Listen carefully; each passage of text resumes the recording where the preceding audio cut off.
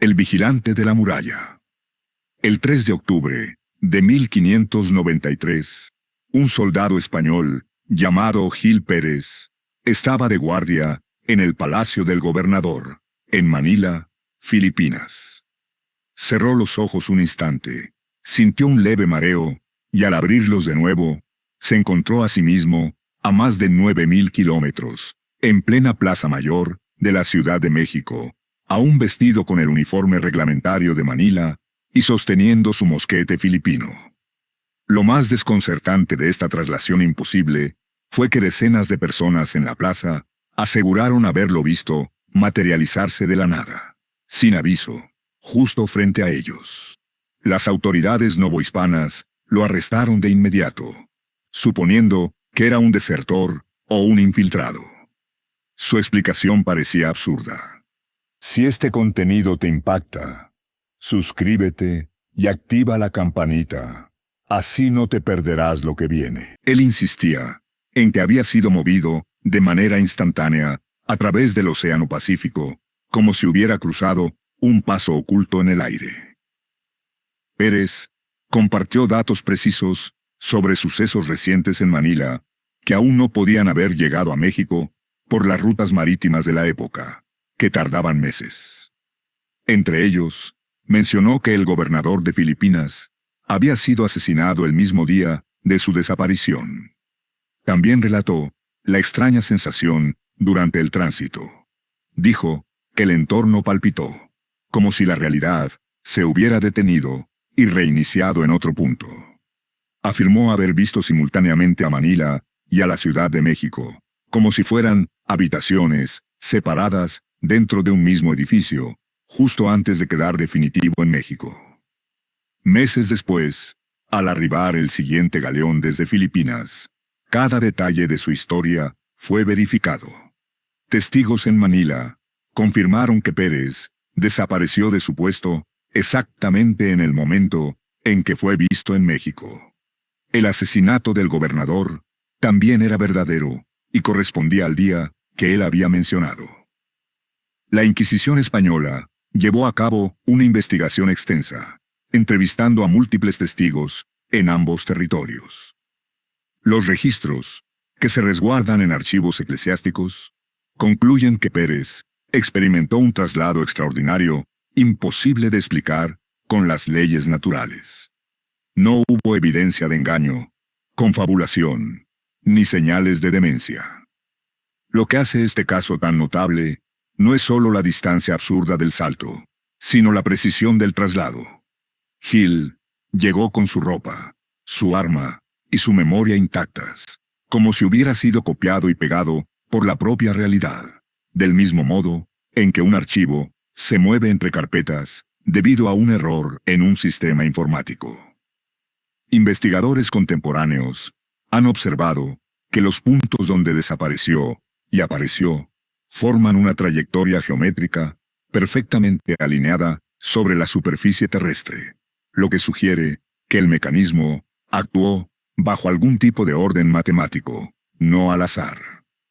Es como si durante unos instantes el universo tratara el espacio físico como una base de datos navegable en lugar de un espacio sólido e ininterrumpido. El caso de Gil Pérez permanece como uno de los episodios históricos mejor documentados de una teletransportación humana inexplicable. Un aparente fallo en la realidad, que abre la posibilidad de que nuestro mundo funcione más como un sistema con errores de programación ocasionales, en vez de ser un espacio físico perfectamente estable. Las vacaciones de la gravedad. En la mañana del 4 de agosto de 1969, los habitantes de Taos, Nuevo México, presenciaron algo que contradecía la ley más básica de la naturaleza. La gravedad dejó de actuar. Durante exactamente 17 minutos, objetos en toda la ciudad comenzaron a elevarse por sí mismos. El agua ascendía, y las personas podían dar saltos enormes sin caer de inmediato. El suceso fue observado por centenares de testigos y quedó registrado por diversas fuentes, aunque jamás se ha dado una explicación científica convincente. La anomalía comenzó a las 10:47 de la mañana, cuando María Santos estaba extendiendo ropa en su patio. Soltó una sábana húmeda y en lugar de descender, la tela flotó suavemente hacia arriba. En pocos minutos, la comisaría local recibió múltiples reportes de objetos desafiando la gravedad en distintos puntos de la ciudad. Los testigos describieron el escenario como irreal, como si las reglas normales de la física hubieran sido pausadas. Niños descubrieron que podían saltar hasta los techos con casi ningún esfuerzo. Automóviles tuvieron que ser asegurados para evitar que se elevaran. La fuente del centro proyectaba agua en direcciones imposibles, ya que el líquido se negaba a regresar al estanque. El doctor Richard Morrison, un físico que se encontraba de visita, intentó registrar el fenómeno con pruebas improvisadas. Determinó que la gravedad no había desaparecido por completo, sino que había sido reducida a aproximadamente el 15% de su fuerza habitual. Los objetos todavía caían, aunque lentamente, como si la ciudad se hubiera convertido en una zona de baja gravedad, semejante a la superficie lunar. El canal local KQED estaba filmando un documental sobre arqueología del suroeste cuando inició la alteración gravitatoria. Su grabación, archivada hoy en la Universidad de Nuevo México, muestra a la reportera Janet Williams hablando mientras papeles y pequeños objetos flotan detrás de ella. Se escucha al camarógrafo preguntar, con evidente desconcierto, ¿qué está pasando?, mientras su equipo comienza a elevarse. El detalle más inquietante del fenómeno fue su precisión en tiempo y espacio. La zona afectada formaba un círculo perfecto con un radio de 2 millas, centrado en la plaza principal. Pasados los 17 minutos exactos, la gravedad volvió de golpe y todos los objetos suspendidos cayeron al mismo tiempo, provocando una ola de ruido, vidrios rotos y daños en propiedad. Varias personas resultaron heridas cuando la fuerza gravitatoria se restableció sin aviso. Agentes del gobierno arribaron pocas horas después y clasificaron gran parte de la evidencia recolectada. Las explicaciones oficiales mencionaron desde histeria colectiva hasta movimientos sísmicos, aunque ninguna teoría pudo justificar las fotografías, los videos y las grabaciones que muestran objetos suspendidos en el aire. Las vacaciones de la gravedad de Taos permanecen como una de las alteraciones más ampliamente observadas de las leyes físicas en los registros modernos. Un fallo de 17 minutos en la realidad, como si el universo hubiera olvidado temporalmente una de sus instrucciones fundamentales. El día repetido.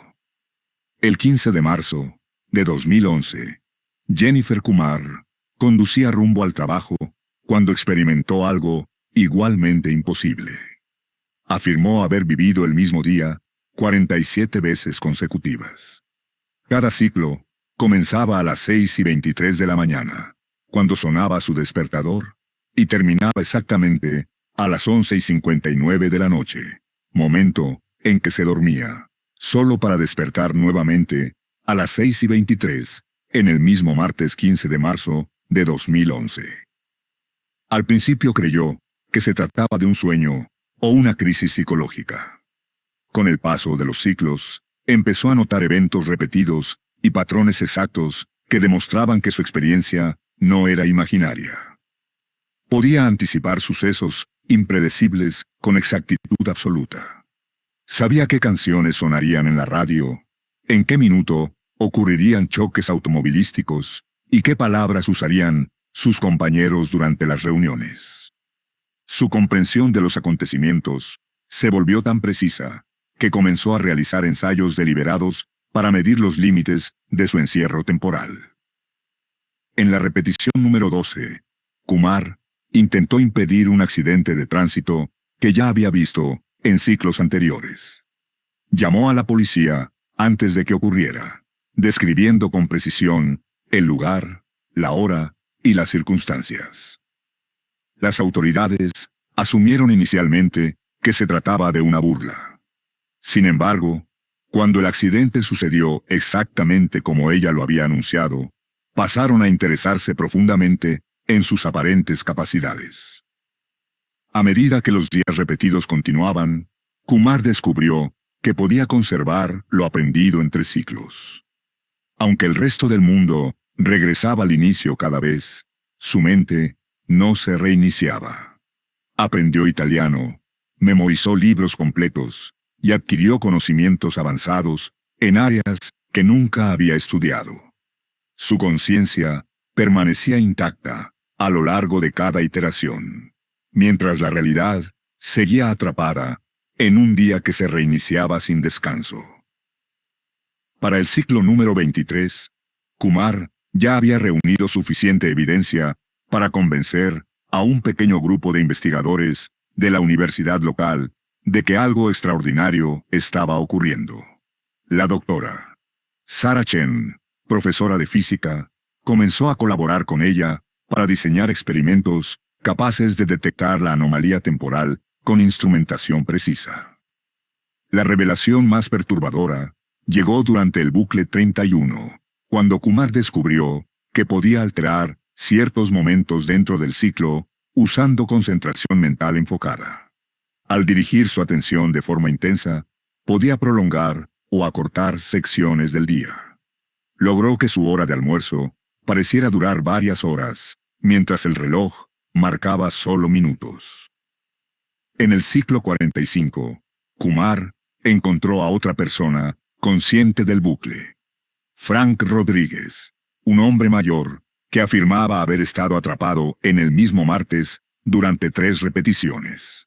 Juntos, determinaron que la anomalía se estaba extendiendo, atrapando a más habitantes dentro del patrón temporal. La secuencia finalmente se detuvo en la repetición número 47, cuando Kumar y Rodríguez realizaron una serie precisa de acciones que de algún modo restablecieron el sistema. Kumar despertó la mañana del miércoles 16 de marzo de 2011, pero conservó todo el conocimiento y las memorias acumuladas.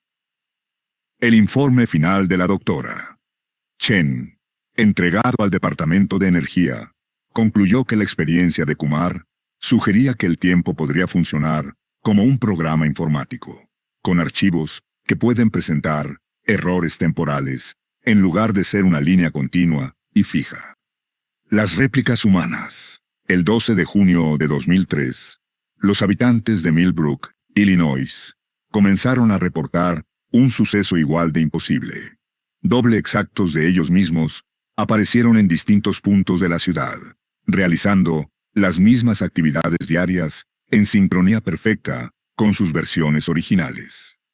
No se trataba de imitadores ni de ilusiones. Eran réplicas precisas, coincidían en voz, gestos, comportamiento y hasta en los detalles más sutiles, como si la realidad hubiera decidido renderizar cada persona 2 veces. El primer caso registrado fue el de Rebecca Martínez, una bibliotecaria que estaba trabajando cuando vio pasar a su propio doble frente a la ventana. Pensó que se trataba de un reflejo, hasta que salió a investigar y encontró a la copia colocando libros en los estantes, del mismo modo en que lo hacía ella. La réplica la saludó con un leve gesto y continuó su labor, sin mostrar ninguna señal de notar lo extraordinario de la situación.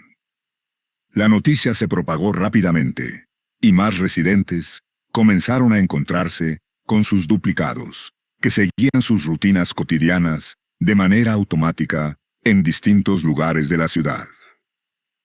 Tom Bradley se encontró con su propio duplicado mientras cortaba el césped, a solo 3 calles de su casa. Sarah Winston vio a su réplica en el supermercado, adquiriendo exactamente los mismos productos que ella llevaba en su lista. Los duplicados No actuaban como imitadores, ni sombras. Poseían todos los recuerdos del original. Respondían preguntas personales, imposibles de adivinar, y mostraban las mismas cicatrices, lunares y marcas en la piel. Cuando se realizaron exámenes médicos, los resultados fueron aún más inquietantes. Los duplicados tenían el mismo ADN, las mismas huellas dactilares y las mismas características oculares. Se determinó que eran materia física real, no ilusiones visuales. Proyectaban sombra, reflejaban calor corporal en cámaras térmicas y podían interactuar con objetos sólidos sin diferencias apreciables. El físico cuántico, Dr. Michael Ross, de la Universidad Northwestern, llegó para estudiar el fenómeno. Descubrió que si el duplicado y el original se alejaban más de 500 metros, ambos comenzaban a experimentar una desorientación extrema, pérdida de coherencia en el habla y confusión temporal, como si su identidad estuviera compartida entre dos cuerpos incapaces de separarse demasiado. Lo más desconcertante fue la sincronización entre ambas versiones. Las acciones del original eran reflejadas por el duplicado con un retraso exacto de 4.7 segundos. Si Martínez levantaba un libro, su copia hacía el mismo movimiento 4.7 segundos después. La precisión era tan exacta que los investigadores podían predecir el comportamiento duplicado con exactitud relojera. Las grabaciones de seguridad revelaron un patrón clave. Los duplicados aparecían en los mismos lugares donde los originales habían estado 24 horas antes. Parecía como si la realidad estuviera generando réplicas almacenadas en una memoria temporal, reproduciendo versiones pasadas de las personas en tiempo diferido. La ciudad entera funcionaba como si estuviera atrapada dentro de un búfer temporal, repitiendo la presencia humana del día anterior. El fenómeno se prolongó durante 6 días. Al finalizar ese periodo, todos los duplicados se desvanecieron al mismo tiempo, disolviéndose en partículas visuales semejantes a ruido digital antes de desaparecer por completo. Después, agentes del gobierno confiscaron documentos, trasladaron testigos y declararon el incidente como información restringida.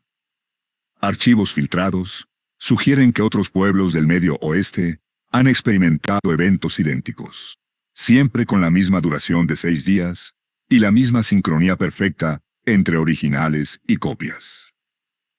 El evento de Millbrook sugiere que la realidad podría funcionar como un sistema gráfico computacional, donde en ocasiones se procesan 2 versiones de un mismo objeto, provocando una duplicación temporal hasta que el sistema corrige el error. Chen se comunicó con el control aéreo para informar del avistamiento, pero el radar no registró nada en las coordenadas donde él y la tripulación vieron la isla suspendida. Sin embargo, los pasajeros confirmaron lo que había ocurrido, y varios, incluso, capturaron fotos y grabaciones de la enorme extensión de tierra flotando en el cielo. La isla parecía contener un ecosistema completo, sostenido en el aire sin ningún tipo de estructura que lo mantuviera elevado. Con sus prismáticos, Chen distinguió arboledas, construcciones parecidas a edificios y movimientos que sugerían la presencia de animales o personas. La isla proyectaba una sombra definida sobre las nubes inferiores, lo que demostraba que se trataba de un objeto sólido y tangible, no una ilusión o reflejo. La auxiliar de vuelo Lisa Parker relató que cuando miró hacia abajo, vio lo que parecía un pueblo antiguo, con individuos caminando sin mostrar conciencia de que se encontraban a miles de metros de altura. Otros pasajeros mencionaron haber distinguido parcelas agrícolas, caminos e incluso columnas de humo ascendiendo desde lo que parecían ser chimeneas. Cuando el vuelo 447 se aproximó a la isla, Chen decidió alterar ligeramente la ruta para obtener una mejor observación. A una distancia aproximada de 3 kilómetros, los pasajeros pudieron ver con claridad que la isla estaba habitada por figuras humanas que realizaban actividades cotidianas, pese a su entorno imposible. Lo que más desconcertó fue el hecho de que los habitantes parecieron notar la presencia del avión. Varias personas fueron vistas señalándolo, agrupándose, como comentando el evento. Un pasajero afirmó haber visto incluso a alguien saludando hacia la aeronave. El control de tráfico aéreo envió 2 cazas F-16 para investigar el reporte, pero cuando los aviones militares llegaron a la zona, la isla había desaparecido por completo. Los pilotos encontraron únicamente cielo despejado. No quedó ningún rastro de la enorme masa terrestre que decenas de testigos habían observado minutos antes. Una investigación posterior de la FAA determinó que los instrumentos del vuelo 447 presentaron lecturas anómalas durante el avistamiento, indicando altitudes y posiciones imposibles, como si el avión hubiese estado en varios lugares simultáneamente. La falla persistió exactamente durante el tiempo que la isla fue visible. El análisis de las fotografías y videos de los pasajeros mostró imágenes verificadas como auténticas, que claramente exhibían una masa continental suspendida en el aire bajo condiciones donde semejante estructura debería haber sido inviable. La isla parecía incluso mantener su propio clima, con nubes formándose alrededor de sus bordes, mientras el resto del cielo permanecía completamente despejado. El suceso permanece clasificado por diversas agencias gubernamentales, aunque documentos filtrados indican que islas aéreas similares han sido vistas por pilotos comerciales y militares en diferentes puntos del mundo, apareciendo solo por un breve lapso antes de desvanecerse sin explicación. Atravesó directamente una columna maciza de mármol como si no existiera, emergiendo al otro lado sin una sola lesión, mientras decenas de testigos quedaban inmóviles, incapaces de comprender lo ocurrido. Las cámaras de seguridad registraron la escena completa, mostrando lo que parecía ser una ruptura absoluta de la ley básica que establece que 2 cuerpos sólidos no pueden ocupar el mismo espacio. Más tarde, Stevenson describió la sensación como caminar a través de una sustancia densa, parecida a gel espeso, durante los segundos en que su cuerpo se superpuso con la columna. Afirmó que podía ver el interior estructural del pilar mientras lo atravesaba, distinguiendo las barras metálicas y el núcleo de concreto como si fueran transparentes. El evento fue observado por unas 30 personas en la terminal, entre ellas la oficial de la autoridad portuaria, María Rodríguez, quien se encontraba a menos de 3 metros cuando Stevenson cruzó el pilar.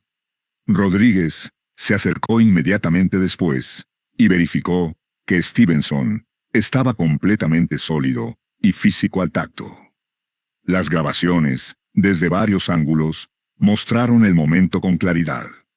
Stevenson, caminando a ritmo normal, su cuerpo desapareciendo parcialmente en la superficie de mármol y emergiendo al otro lado en un movimiento continuo. Expertos en análisis forense revisaron los videos y no encontraron rastros de edición digital ni manipulación.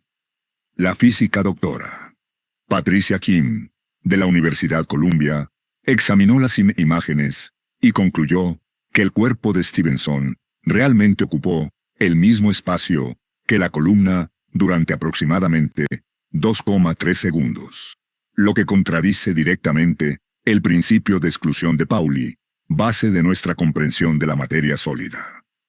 El examen médico posterior no reveló anomalías. Radiografías, resonancias y análisis sanguíneos mostraron valores dentro de la normalidad. Sin embargo, equipos de medición de campos electromagnéticos detectaron patrones energéticos inusuales alrededor de su cuerpo que se mantuvieron durante varias horas después del incidente.